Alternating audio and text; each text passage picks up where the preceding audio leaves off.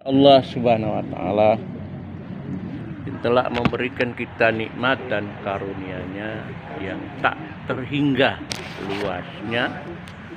Oleh karena itu, mari kita senantiasa menjadi hamba-hamba Allah yang pandai mensyukur nikmat Allah. Insya Allah, Allah akan menambah nikmat-Nya kepada kita sekalian. Tapi kalau kita kufur, ingat azab Allah itu sangatlah pedih. Sekalian berbahagia, pada pagi hari ini saya akan mengangkat tentang akhlakul sayyi'ah. Akhlakul sayyi'ah itu akhlak yang tidak baik. Lawan daripada sayyi'ah itu akhlakul karimah, akhlak yang baik, akhlak yang mulia. Akhlak yang mulia itu akan menghantarkan kita masuk ke surga, sedangkan akhlak sayyi'ah atau akhlak madmumah itu akhlak yang menghantarkan orang itu masuk dalam neraka.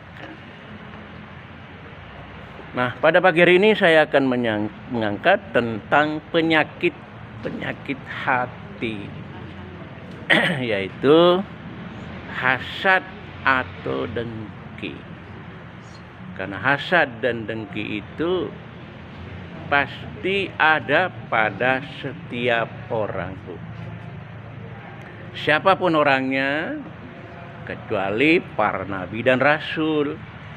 Mereka itu adalah orang-orang suci yang memang tidak ada sifat hasad maupun dengki karena mereka terpelihara. Jadi hasad itu adalah iri dan dengki. Iri dan dengki.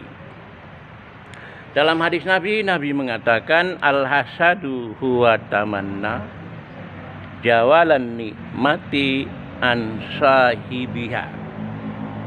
Hasad adalah menginginkan hilangnya nikmat ya yang ada pada orang lain. Itu namanya hasad.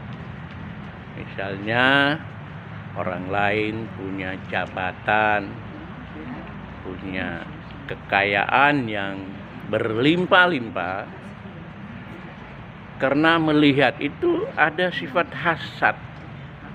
Ingin supaya orang itu jabatan itu jatuh, orang itu memang kekayaan diambil oleh Allah. Itu pertama. Kedua, ada juga punya hasad itu karena ingin jabatan itu, ingin kekayaan, sehingga kekayaan itu bisa dialihkan kepada dia. Itu namanya hasad. Jadi adalah menginginkan hilangnya nikmat yang diberikan Allah kepadanya agar nikmat itu bisa dicabut. Padahal setiap laki-laki maupun perempuan itu sudah telah diberikan nikmat oleh Allah. Coba ibu lihat surat An-Nisa ayat 32. Jadi wala tatamannau ma fadalallahu bihi ba'dakum. Janganlah kamu iri hati terhadap apa yang dikaruniakan Allah kepada sebagian kamu dan sebagian yang lain. Lirijali nasibu mimma iktasabu. Bagi seorang laki-laki ada bagian yang telah diusahakan. Dan bagi seorang perempuan, walin nisa'i nasibu mimma iktasabna, bagi seorang perempuan juga sudah ada karunia dari Allah. Maka tidak boleh iri, tidak boleh dengki, tidak boleh hasad. Jadi bentuk hasad itu berupa satu, rasa takabur, rasa benci, ya. menganggap dirinya lebih mulia daripada orang lain. Kemudian manusia itu, di dalam potensi manusia itu ada akal, ada roh ya, ada hati dan ada nafsu. Nah, keempat itu namanya potensi. Roh itu potensi. Kalau kita ini rohnya dicabut harus mati, Bu ya. Mati itu. Maka kita sendiri tidak tahu. Roh itu memang lebih mendekat kepada Allah.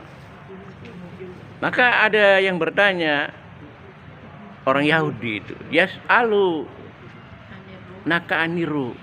Apa itu roh itu? Maka Allah menurunkan yas'alu naka'aniru kuliru min amri wa ma'utitu minal ilmi illa qalila. Mereka bertanya tentang kepadamu tentang roh. Katakan roh itu urusan Allah. Kamu itu diberi ilmu itu sedikit. Jadi ilmu yang berikan Allah kepada kita itu sangat sedikit. Jadi tidak boleh bertanya memang bermacam-macam. Kayak orang Yahudi itu pertanyaan itu luar biasa banyaknya. Misalnya langit itu kenapa digembok?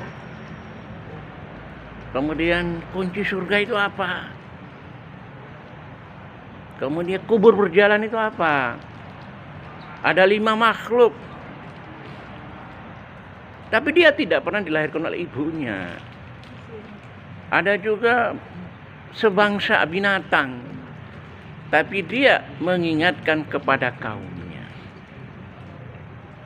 Kemudian siapa raja ketika peristiwa Ashabul Kahfi yang sering ibu-ibu bacakan surat Al-Kahfi setiap malam Jumat.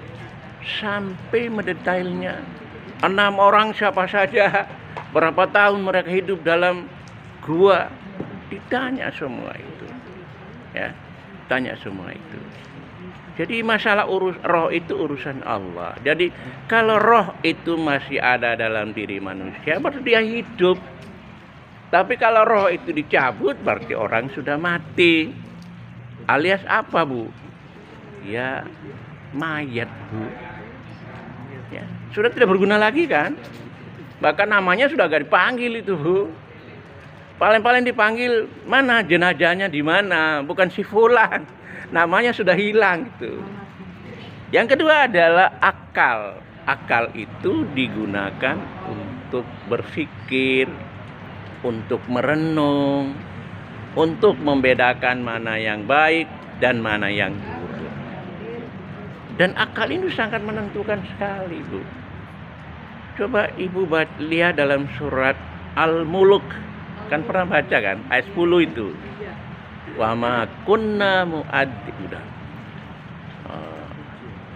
Kalau saya tidak menggunakan akal, berarti saya tidak termasuk orang yang masuk dalam neraka sa'ir.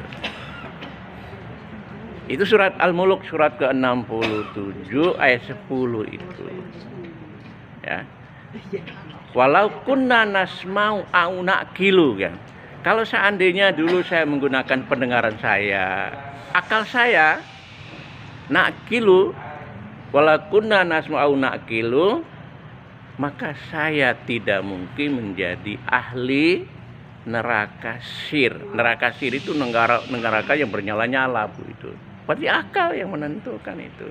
Maka akal itu termasuk kategori adalah hidayah. Hati itu cenderung kepada mungkin senang, susah, empati dan lain sebagainya itu. Maka Nabi mengatakan ala bil jasadi fa innal jasadi, kalau dalam diri setiap jiwa itu, diri itu ada jasad, dan di dalam jasad itu ada daging. Daging itu namanya kalbu, hati. Jadi ada hati yang suci, ada yang bersih, ada hati yang kotor. Jadi kalau orang hasad berarti hatinya kotor, Bu. hatinya kotor itu. Kemudian nafsu, ada nafsu. Kalau dalam Quran ada 3 macam, Bu. Pertama, nafsu amara bisu'i. Nafsu yang selalu mengajak untuk berbuat yang tidak baik. Bisa dilihat dalam surat Yusuf ayat 53. Itu perbuatan daripada anak cucu dari Nabi Ishak, yaitu anak Nabi Yakub, yang memasukkan Yusuf dalam sumur. Nah, Yusuf itu kan tidak hasad, dia tidak benci. Yusuf dimaafkan itu. Kemudian ada nafsu lawama. Surat Al-Qiyamah ayat 2. Jadi Al-Qiyamah itu, lawama itu, nafsu lawama itu nafsu yang selalu menyesal, Bu. Sudah berbuat terus menyesal. Dan yang ketiga adalah nafsul mutmainnah, nafsu yang tenang. Bisa Ibu lihat dalam surat Al-Fajr ayat 29 sampai 30. Ya ayyuhan nafsul mutmainnah, nafsu yang baik, tenang itu. Irji'i ila rabbiki radiyatan mardiyah fadkhuli fi ibadi wadkhuli jannatin. Masuklah kamu dalam surgaku dan masuk hamba-hambaku dalam surga jannatun naim. Jadi untuk itu mari kita berusaha untuk melakukan tazkiyatun nafsu, membersihkan diri dari nafsu-nafsu, sifat-sifat akhlak yang tidak terpuji. Sebab dalam surat As-Sam ayat 8, fa'alhamaha fujuraha wa taqwaha. Sudah hafal, Bu, ya?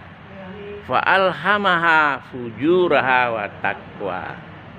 Kami ilhamkan dalam manusia itu ada fujur, ada takwa. Fujur itu adalah perbuatan yang tercela.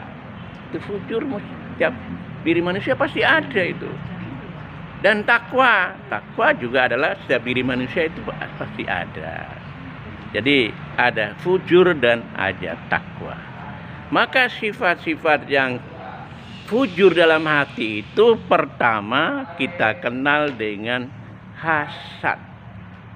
Hasad iri hati, dengki, ya, cemburu. Yang kemudian sifat kedua adalah riya, pamer. Jadi kalau orang riya itu biasanya wa idza qalu, apabila dia itu salat, kamu kusolat, sholatnya malas, ria'an nas, untuk diperlihatkan orang lain. Kan dia selalu ingin menonjol. Kalau dipuji senang, tapi tidak dipuji malas. Itu orang riya itu, Bu. Orang riya itu. Kemudian yang ketiga adalah ujub, Bu. Ujub itu adalah orang yang membanggakan diri, ya. Ujub itu membanggakan diri itu hebat, ya. Karena sudah diangkat jadi pemimpin, merasa punya masa banyak, maka dia itu ujub. Kadang-kadang